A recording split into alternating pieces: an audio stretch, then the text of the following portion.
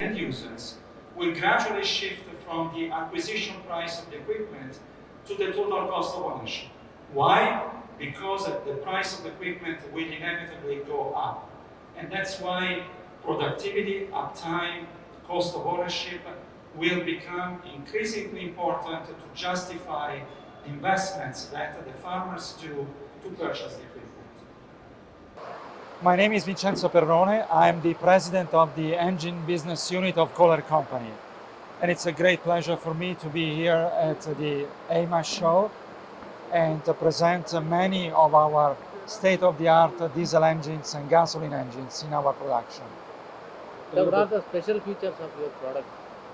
Our special features are many. We are recognized in the marketplace as the leader in terms of in terms of performance, power and torque density, and fuel economy, long service of intervals. This really means three things for the users that use machines powered by our engines. It's three things. Number one, better productivity. So being able to do more work in the same amount of time with the machine. The second is, as we say technically, uptime. Means how often is the machine available, because it has no problems, has no defects, so that speaks to the quality and reliability of our engines. And also the long service intervals.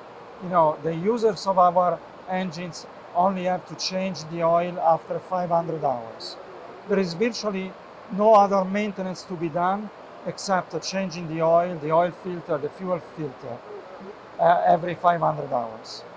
And the third point, which is also very, very important, is the total cost of ownership, which means the low fuel consumption.